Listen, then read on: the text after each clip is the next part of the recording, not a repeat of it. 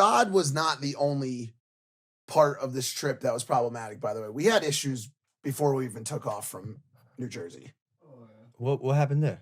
We spent some time at the airport because we had to deboard the plane. Oh yeah. And oh yeah. Oh what? Yeah. You may have forgot about that, probably because you why don't you tell him? There's a rule that you broke. There's a very important rule that Logan broke.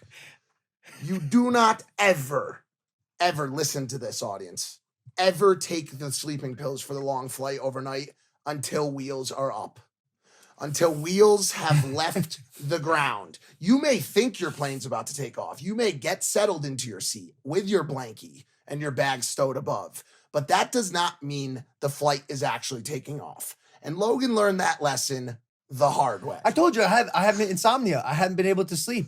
And, so yeah, I downed 4 sleeping pills before wheels were up. Sure enough, 10 minutes later, the pilot comes on. We're having a slight issue on today's United 135 to Zurich. And by the way, this excuse was This was the dumbest shit I've ever heard in my life. We forgot to charge the battery on the plane, so we're gonna need everyone to deboard so we can plug it into the USB. Joe, like, what the fuck? I'm sorry, what did you just say, Captain? You forgot to charge the battery? Is that a thing? Do planes have batteries? And how can you forget to charge it on an international fucking flight to Zurich? Also, bro, I was a little tipsy. I was fucked up because, it was, what do you do at the airport? You get drunk. You don't. You grab a drink and a croissant. A croissant? Yeah, you don't have to drink. Well, something happened where one drink led to because of empty stomach. Again, no appetite. Like I'm getting tipsy fast now. So yeah, I was a little tipsy. Sleeping pills, 2.5 hour delay. Newark, Bro. and it was a wild scene. We get all this pizza, we get all these French fries, and we get back on the plane. And I had been taking videos of him in this stupor, this daze of just drunken sleeping pill stupidity. And so I had all these great videos, and they were fantastic. Little kids were approaching him, and he was saying the craziest stuff. Hey, she has a plant growing out of her head. Like, these videos were incredible.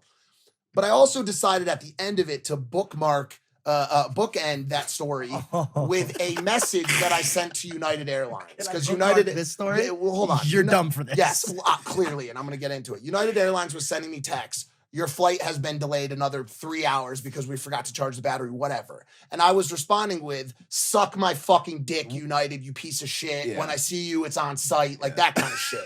The kind of shit you would... on flight. When they send you the automated messages, all of us just talk shit to the machine.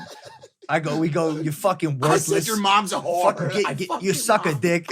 Imagine there's actually people behind there like, what the no one's even seeing it. So I write all these ridiculous responses to the robot. And then I'm like, you know what? This is all an equally good story for my Instagram story. So I screenshot the stories and I post them to my Instagram like a fucking moron. Not thinking that when someone has your confirmation number for your flight and your last name, they can edit and change your booking whenever the fuck they want.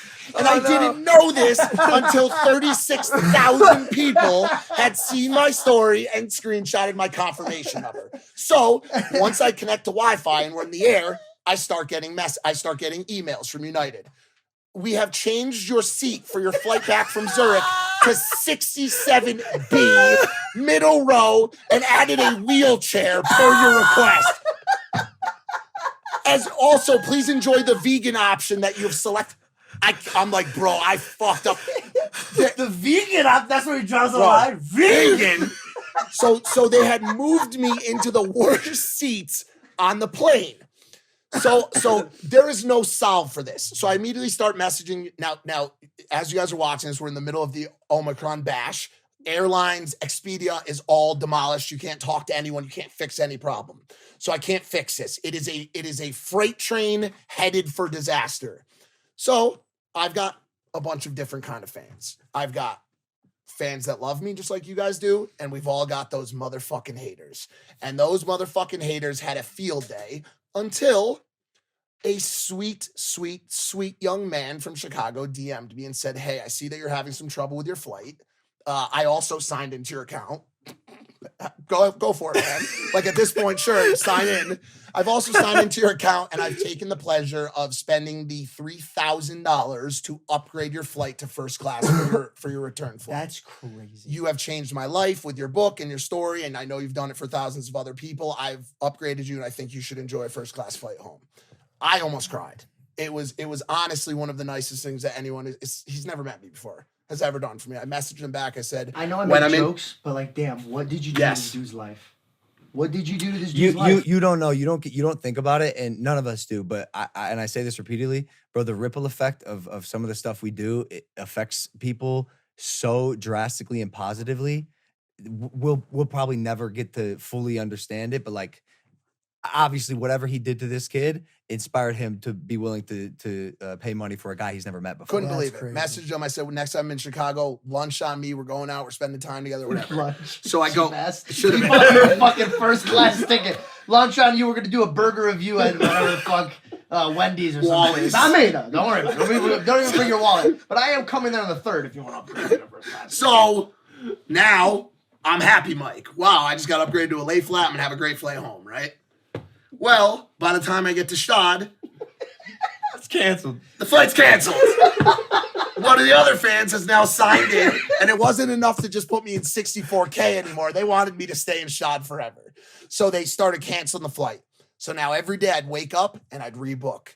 And every time I rebooked, they'd say, unfortunately, there's been a fare change since the last time you booked. You're now in 64K anyways. The flight now is like $8,000 to go home. And I'm like, yeah, but it's your fucking fault because people are able to sign into my account. Unfortunately, we know that's true, but it doesn't matter. You're in 64 fucking K, dude. Have fun, motherfucker. So every single day I've woken up on this trip and spent hours on the phone with United to get a flight back because every day someone went and canceled my flight. Fuck you.